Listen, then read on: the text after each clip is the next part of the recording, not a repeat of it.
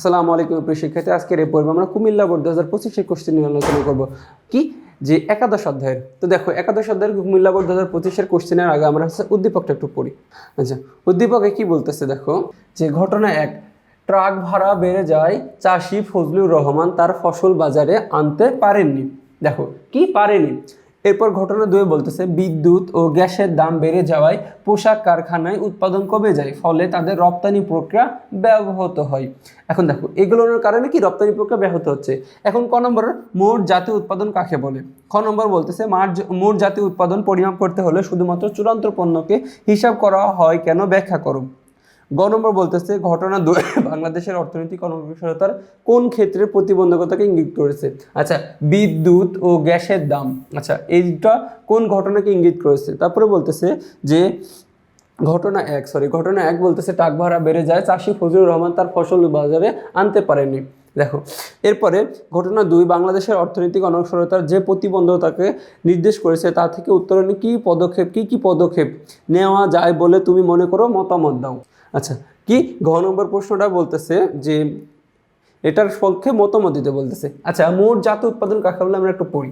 বলতেছে যে কোনো নির্দিষ্ট বছরে কোনো দেশের নাগরিকরা দেশে ও বিদেশে যে সকল পণ্য ও সেবা উৎপাদন করে তার মোট আর্থিক মূল্যকে ওই দেশের মোট জাতীয় উৎপাদন বলে। আচ্ছা, বিষয়টা হচ্ছে কি যে মোট জাতীয় উৎপাদনের ক্ষেত্রে সবচেয়ে গুরুত্বপূর্ণ জিনিসটা হচ্ছে কি দেশীয় নাগরিক।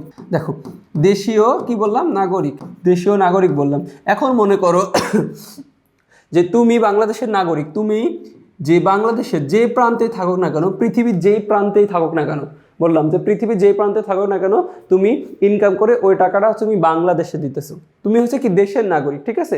দেশের নাগরিক বলতে কি, যে দেশের নাগরিক হচ্ছে কি আমি বাংলাদেশের নাগরিক মনে করো, আমি দেশে অথবা বিদেশে থাকতে পারি, যে স্থানে থাকি না কেন আমি দেশের জন্য ইনকাম করতেছি, তাই না। এখন দেখো ওই যে তাদের আর্থিক মূল্যের যে সমষ্টি, তাদের ওই সমষ্টিকে বলা হচ্ছে কি মোট জাতীয় উৎপাদন। এরপর বলতেছে মোট জাতীয় উৎপাদনে কি শুধুমাত্র চূড়ান্ত দ্রব্যবস্তু নির্ধারণ করতে হবে কেন। বলতেছে যে মোট জাতীয় উৎপাদন ও পরিমাপের জন্য শুধু চূড়ান্ত পণ্যকে হিসাব করা হয়। এর কারণ যদি মধ্যবর্তী পণ্য বা গণনা ধরা হয় তাহলে ওই পণ্যের একাধিক যোগ হয়ে যায়, তা দ্বৈত গণনা হবে। উদাহরণস্বরূপ গাড়ি তৈরি করতে যে চাকা ব্যবহৃত হয়, যদি চাকা এবং গাড়ি দুটোই গণনায় অন্তর্ভুক্ত করা হয় তাহলে চাকার মূল্য 2 বার যোগ করতে হবে। তাই দ্বৈত গণনা এড়িয়ে কি বলতেছে, তাই দ্বৈত গণনা এড়িয়ে দেশের প্রকৃত উৎপাদন ক্ষমতা নিরূপণের জন্য শুধু চূড়ান্ত দ্রব্যের হিসাব করতে হবে। এখন বিষয়টা আমি আরেকটা উদাহরণের মাধ্যমে বলে দিই। দেখো মনে করো যে একটা গাছ থেকে কি হয়, প্রথমে বলো তো, গাছ থেকে হচ্ছে কাঠ হয়। কাঠ থেকে আমরা বিভিন্ন ধরনের ফার্নিচার অথবা কি বিভিন্ন কি বস্তু পেয়ে থাকি। মনে করো আমরা একটা হচ্ছে কি বানাবো, চেয়ার বানাবো, ঠিক আছে, চেয়ার।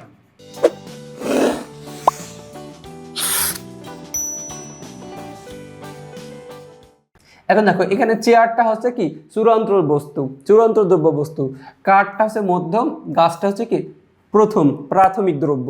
এখন দেখো গাছের কিন্তু একটা আর্থিক মূল্য আছে, কাঠেরও একটা আর্থিক মূল্য আছে, চেয়ারও একটা আর্থিক মূল্য আছে, কিন্তু আমরা লাস্টে শুধু এইটার দ্রব্যমূল্যের দাম হিসাব করব কিসের, এই চেয়ারের। তাহলে আমরা এখানে সেক্ষেত্রে কি আমরা চূড়ান্ত দ্রব্যবস্তুর নাম নির্ধারণ করতে পারবো এবং হচ্ছে কি মোট জাতীয় উৎপাদন নির্ধারণ করতে পারবো। এরপর গ নম্বর কি বলতেছে, ঘটনা 1 বাংলাদেশের অর্থনৈতিক অনগ্রসরতার কোন কোন ক্ষেত্রের প্রতিবন্ধকতাকে ইঙ্গিত করেছে, ব্যাখ্যা করো।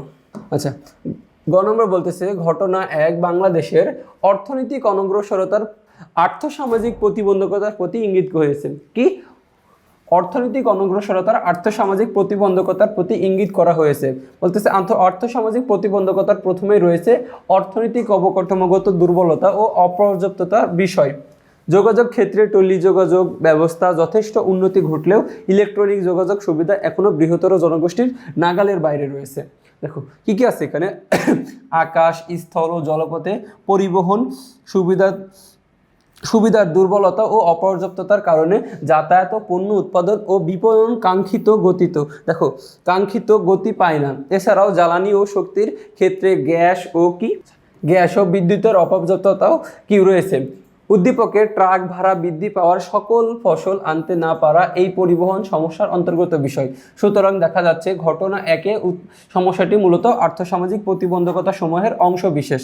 তারপরে ঘ নম্বর প্রশ্নটা কি, ঘ নম্বর প্রশ্নটা কি বলতেছে